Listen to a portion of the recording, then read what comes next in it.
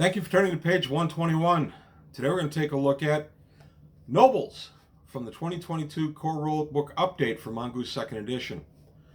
Nobles are a really interesting career path for a traveler, and it's definitely one to think about.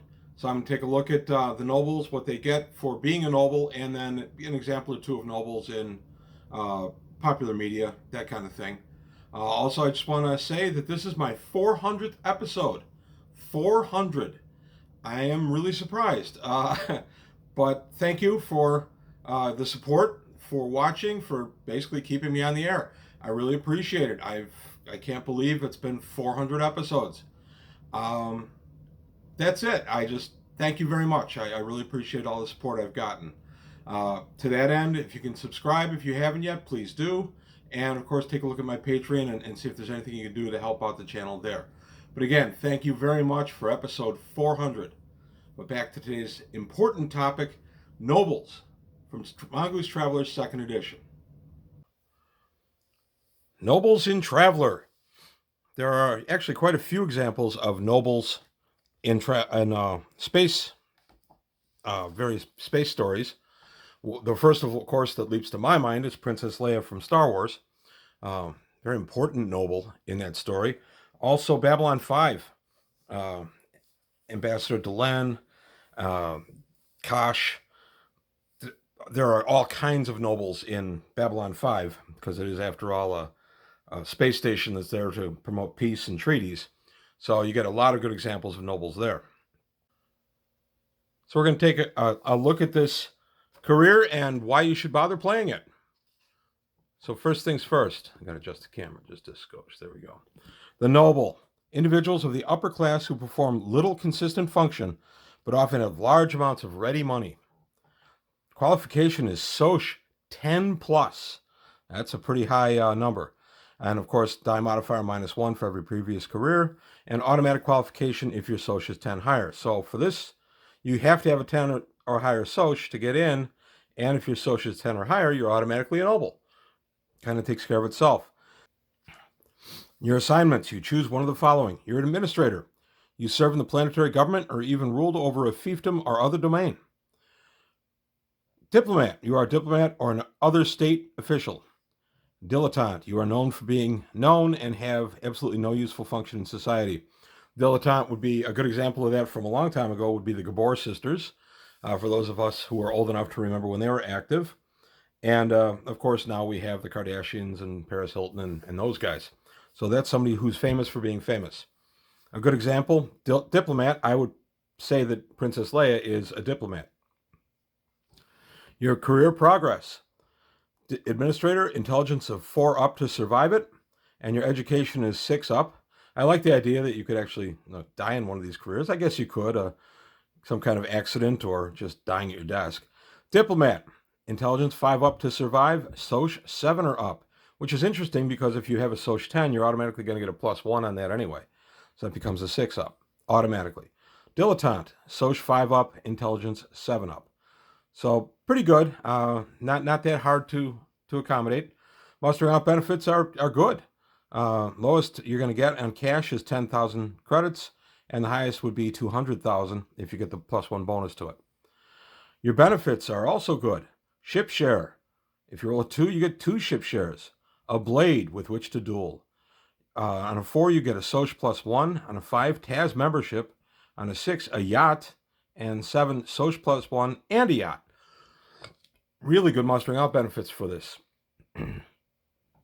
Your service skills, which you would get at 0 level for any of these careers, would be admin, advocate, electronics, diplomat, investigate, and persuade. Really good, solid service skills there. Personal development would be strength +1, dex +1, endurance +1, gambler, gun combat, or melee. All good. Advanced education, you get science, advocate, language, leadership, diplomat, or art. So really solid all the way around. Coming down to administrator, if you choose to be administrator, your skill choices would be admin, advocate, broker, diplomat, leadership, or persuade. For diplomat, again, any of the Babylon 5 folks I talked about, Princess Leia, would fall under this. Advocate, carouse, electronics, steward, diplomat, deception. Nice, solid. And dilettante, carouse, deception, flyer, streetwise, gambler, or jack of all trades. For your ranks and bonuses, an administrator, when you get to rank 1, you become a clerk and you gain admin 1. Rank 3, you're a manager, advocate 1. And rank 5, you're director, leadership 1. Rank 6, you become a minister. Coming over to this for diplomat. At rank 1, you become a third secretary and gain admin 1. At rank 3, you become first secretary, gain advocate 1.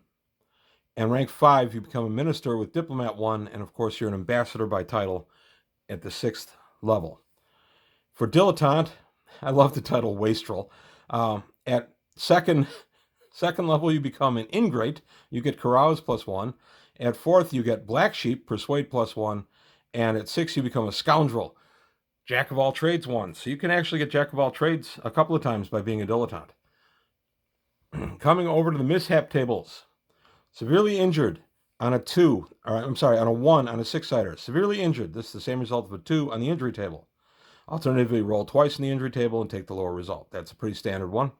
2, a family scandal forces you out of your position. Lose 1 soch. That could be a big deal. 3, a disaster or war strikes. Roll stealth 8-up or deception 8-up to escape unhurt. If you fail, roll on the injury table.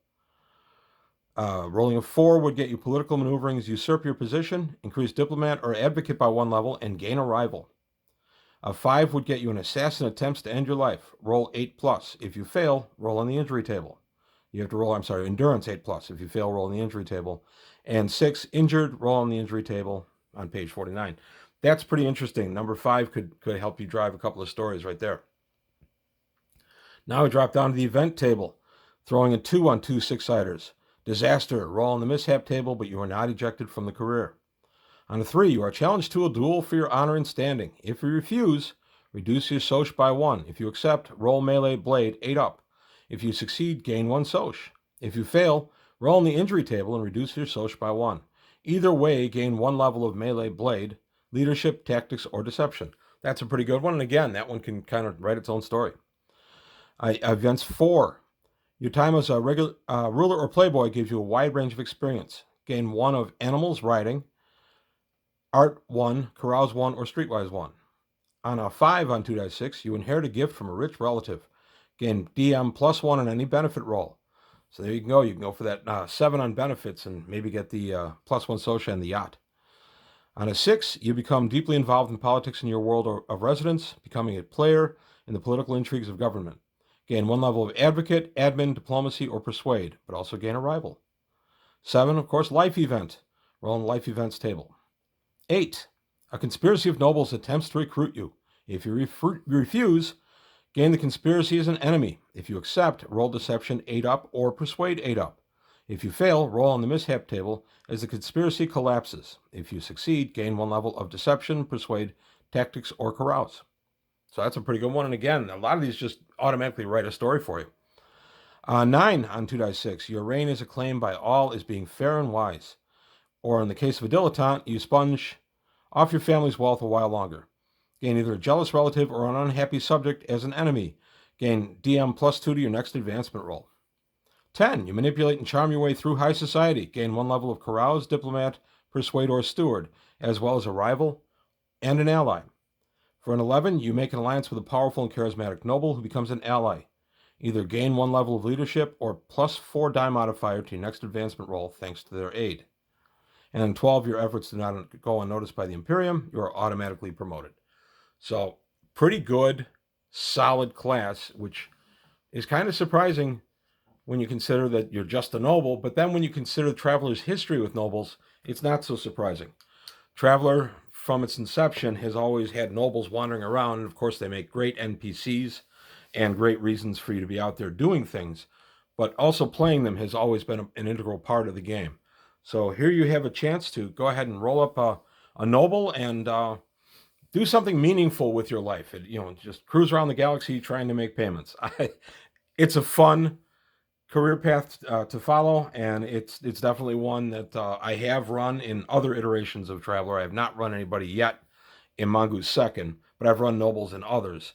And they can be a lot of fun. And as I said, a lot of times you find yourself as the game master just kind of gravitating around that character and making your stories around that person because there are just so many stories to tell with this group. So that's it for today on page 121. A look at the noble.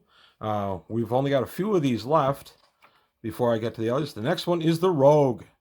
So it's going to be interesting to go over the rogue. We'll hit that in a little while.